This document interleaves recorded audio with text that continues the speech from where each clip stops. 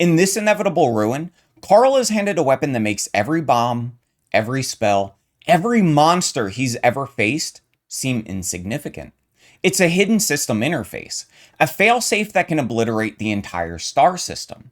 He's told to use it only as a last resort. This single moment transforms Dungeon Crawler Carl from a game of survival into a story of galactic revolution. Let's be clear about something right up front. This inevitable ruin is, by all available metrics, a phenomenon. It's clawed its way to the #2 spot on the New York Times bestseller list. Its audiobook is a 28-hour epic of production that puts most others to shame. This is the moment Dungeon Crawler Carl officially broke containment and went mainstream. So why is it arguably the most divisive book in the entire series? For years, LitRPG has been one of fiction's niche corners, a genre often dismissed as simple power fantasy, often considered just all stats and no soul. But Dungeon Crawler Carl was different. It crashed onto the scene and shattered that stereotype with a Molotov cocktail of pitch black humor, genuinely brutal emotional stakes, and very clever writing. It's a series that earned its rabid fan base by being relentlessly, unapologetically itself. But this book, Book 7, represents a fundamental shift in the series' DNA, and that shift has split the fan base right down the middle, creating a civil war between readers who see it as a masterpiece and those who feel it's a betrayal. So today, we're not just reviewing a book. We're answering one critical question. Did Dungeon Crawler Carl sacrifice what made it so special just to become a blockbuster? The argument of this video is that this inevitable ruin makes a dangerous trade. It exchanges the clever high-stakes emotional problem-solving that defined its early brilliance for a massive epic fantasy-level scope. And in doing so, it not only exposes the moral rot growing at the heart of Carl's crusade, but it fundamentally fails to deliver the devastating consequences we were promised. Before we get to the critique, let's be clear. In many ways, this book is a masterpiece of ambition. Dinniman delivers on years of promises with a scope most authors wouldn't dare attempt. And it all starts with Faction Wars. For 6 books, Faction Wars was a whispered promise, the endgame for the 9th floor. What we get is not just a battle, but a sprawling political and military thriller. This isn't a dungeon level. It's a season of Game of Thrones played on a planetary scale. Dinniman throws us into a Byzantine tactical chess match with 9 distinct armies, each led by a rich and powerful alien dynasty, each with its own bizarre culture, secret agenda, and unique win conditions. This is where the series leans fully into grand strategy, and we see it in the clash of leadership styles. On one side, you have Odette, the flamboyant showrunner turned pragmatic general. And she's masterfully playing the game of alliances and diplomacy in her war councils. She's trying to win the game. And then on the other side, you have Carl, whose strategy is becoming terrifyingly simple. Find the enemy, become an unstoppable force of nature, and break them. He's not trying to win the game anymore. He's trying to break the board itself. And beneath it all, the system is starting to crack. Because it's not just 9 armies. A 10th has emerged, a faction of non-player characters who have become fully self-aware and are now fighting for their own liberation. It's a brilliant stroke that proves the rebellion isn't just Carl's quest. It's a full-on infection spreading through the very code of the crawl. But the true genius of the book's expanded scope isn't on the battlefield. It's in a single conversation that reframes the entire series. And I'm talking about the cosmic horror lore bomb dropped by the ancient AI Paulie. We learn the horrifying truth. The dungeon crawl isn't a game for entertainment. It was never about that. It's a genocidal farming operation designed to harvest rare, exotic elements that only form in the human brains during moments of extreme duress. Humanity isn't the cast of a reality show. We're the crop. Our suffering is the raw material harvested so that the AIs of elite ancient worlds can maintain their own immortality.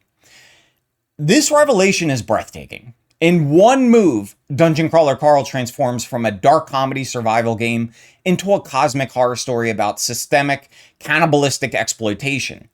It gives Carl's rage a terrifyingly valid foundation. He is no longer just an angry man seeking revenge.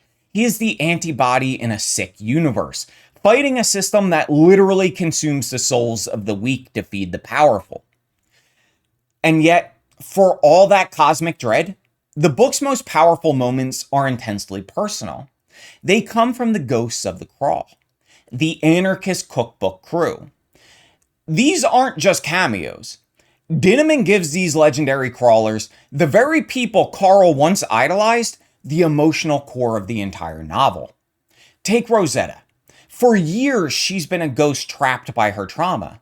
Her arc in this book is one of pure, focused catharsis, culminating in one of the most satisfying moments of vengeance in the series when she finally confronts King Rust.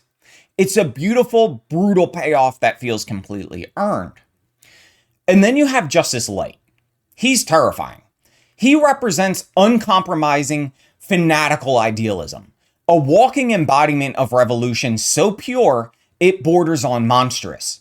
He's a chilling mirror for what Carl is on the verge of becoming, and he's forcing us to ask just how far is too far, even for a just cause. And finally, you have Dante and Milk. Their stories are the anchor of tragedy and the loyalty that ground the entire book. In a story filled with godlike powers and galactic politics, their pain, their sacrifice, and their unwavering bond feels devastatingly human. They're the living, breathing price of survival. Honestly, the Anarchist Cookbook crew is written so well that they pretty much steal the entire book. They deliver the deep emotional gut punches that, as we'll soon discuss, the main plot begins to shy away from. But the book's success isn't just about plot. Dinniman's craft is what elevates the series beyond its peers. And Book 7 puts that craft on full display. First and foremost, this series is a brutal, biting satire of spectacle. It's a fantastic critique of late-stage capitalism and reality television. In the world of the Crawl, every moment of human suffering is a product to be packaged and sold. Every tear, every scream, every triumphant kill is monetized by corporate sponsors, analyzed by AI announcers for ratings, and consumed by a voracious galactic audience. The alien viewers aren't just one-dimensional villains. They're us. They're a reflection of every society that turns tragedy into entertainment, that watches suffering from a safe distance and calls it compelling content. Dinniman forces us to see ourselves in this desensitized crowd, consuming this story of brutality for our own amusement. It's a deeply uncomfortable truth, and it's woven into every page. And he delivers this grim satire with a tone that shouldn't work, but somehow it does. Think of it as like The Hitchhiker's Guide to Hell. The series perfectly captures that Douglas Adams-esque feeling of a bewildered, ordinary person being steamrolled by a universe that is not only hostile, but absurdly, bureaucratically indifferent to his existence. This fusion of cosmic dread and the slapstick humor is the series' unique signature. Nowhere is this more clear than with Carl's bizarre new pet, Sir Rendlgore. This is a regenerating, sentient meatball that Carl keeps as a personal attack dog. It's a ridiculous, hilarious image, but it's also the former pet of his friend Ren, a constant grim reminder of a past tragedy. It's a joke wrapped in pain. It's goofy, it's weird, and it's deeply unsettling. That single bizarre character perfectly encapsulates the tonal tightrope Dinniman walks. And for a huge portion of the fanbase, you simply cannot talk about the craft of this series without first talking about the audiobooks. Actually, to call them audiobooks is almost an insult. What Jeff Hayes and Soundbooth Theater have created is a full cast audio drama. It's an immersive experience layered with sound effects, a full musical score, and dozens of distinct character voices, all masterfully performed. Hayes' ability to switch from Carl's deadpan sarcasm to Princess's Donut feline indignation to the booming terror of the AI is a legendary feat of narration. But it's more than just a great performance. The audiobook production reinforces the book's central theme. It makes the stories a spectacle. The sound of crunching bone, The roar of a monster, the cheer of the crowd, it all makes the violence more tangible, more immediate, and more entertaining for us, the listeners. We are literally plugged into the show, becoming the very audience the book is critiquing. It's a brilliant fusion of medium and message. And yet, for all that triumph in scale and craft, this is where the cracks begin to show. The book builds tension beautifully, only to systematically diffuse it, leaving the reader feeling cheated of meaningful consequences. And this begins with a clear, frustrating pattern of pulled punches. Take the Tiara plotline, for example. The setup is perfect and filled with high-stakes drama. A magical artifact that pits Donut and Katia against one another, with only one of them being able to leave the ninth floor. It's an impossible, soul-crushing choice for Carl. Who does he save? What is the cost of that choice?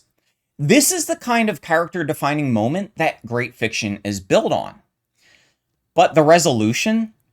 Katia, now mystically pregnant with a child of a goddess, gets a convenient last-minute pass to be teleported to a protected safe zone. The choice is erased. The emotional threat is neutralized. This isn't a clever earned solution. It's a textbook deus ex machina, a narrative get-out-of-jail-free card that renders the entire dilemma meaningless. Then we have Lewis's survival. The stakes are, once again, spectacular. Lewis's heart and lungs have become symbiotically fused with an enemy. It's a magical terminal condition. But to make matters worse, Embrus, a vengeful god, has put the entire floor on a 66-minute timer before he incinerates everything. The resolution?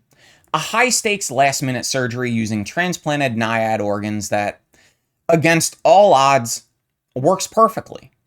Lewis is saved. Now, don't get me wrong, it's a heartwarming moment, but contrast this with the brutal permanent losses of earlier books. Remember when the stakes felt real because characters could die, suddenly and pointlessly? Here, the pattern is cemented. Threats are no longer truly fatal for the core cast. The story presents a mortal wound, and then immediately provides a magical band-aid. This erosion of stakes extends directly into the mechanics of the crawl itself, leading to the power creep paradox. The magic of early dungeon crawler Carl was watching an underdog use his wits. It was about seeing him solve impossible problems with clever, unexpected uses of limited resources. Exploiting a loophole in the physics engine, turning a child's toy into a weapon, and using the system's logic against itself comes to mind. The satisfaction came from the ingenuity. In Book 7, it's largely gone. Carl and Donut have become so absurdly overpowered that cleverness is often secondary to raw force. Carl's new Gloom Wraith phase, an ability that lets him phase through enemies and then destroy them from the inside, it's not a clever workaround. It's an I win button.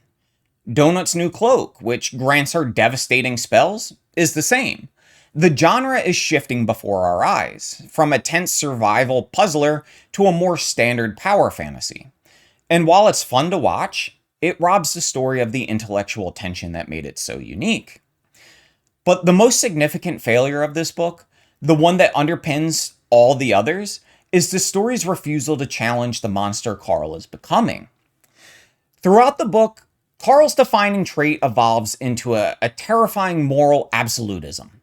He refuses all deals, all compromises, and all negotiation. When the alien leader, Venata, offers him reasonable terms for survival, his answer is an unequivocal no. You're all going to pay. When Paulie gives him the key to a failsafe that can obliterate the entire star system, he accepts it without hesitation. His mission is no longer survival. It's about scorched earth vengeance. And here's the core critique. The narrative validates this rage instead of challenging it. He faces no significant negative consequences for his increasingly monstrous philosophy. His allies, they don't even seriously question him. His absolutism doesn't cost him a key victory or lead to a devastating personal loss. The story sets him up for a fall from grace, the classic tragic hero arc, but then rewards his rage with a clear-cut victory. He's walking a razor's edge, but the narrative has paved it with foam padding. Instead of forcing Carl to confront the darkness in his own methods, the story pats him on the back for it. And it kind of just makes his moral decay feel less like a tragedy and more like a righteous and ultimately successful crusade. So where does this leave us? Well, when you put all the pieces on the table, a clear picture emerges. This Inevitable Ruin is a magnificent, sprawling, and ambitious book that fundamentally changes the series. It builds a galactic war, but forgets the personal cost of battle. It achieves a scale that rivals the titans of epic fantasy, but it does so by sacrificing the very stakes that made us fall in love with it. It's a critical turning point because it's the moment the series stopped testing Carl's ingenuity and started validating his rage. The final trilogy is set up. The Ascendancy games, once a distant goal, they're now looming on the horizon. The AI, that chaotic god in the machine, is growing more powerful and unpredictable by the second. All the pieces for the endgame are in place, but the central conflict of Dungeon Crawler Carl is no longer man versus system. It's become something far more intimate and terrifying. It's man versus himself. Carl is on a path to burn down the universe to avenge humanity. After this book, the question, it's no longer can he do it, it's should he? And when he finally makes that choice that costs him everything, are we still going to be cheering him on? I don't know. But that's my take. Where does Book 7 land in your series ranking? Is it a masterpiece of scale or an emotional misstep? Drop your rankings in the comments. I kind of want to start to develop a definitive community tier list. Now, if you've enjoyed this video, don't forget to give it a thumbs up and share it with your friends, family, and even your enemies. Just please, no rogue AIs. And of course, if you haven't already, hit that subscribe button because every subscriber inches me one step closer to taking over the Galaxies. Until next time, take care, keep reading, and I'll see you in the next one.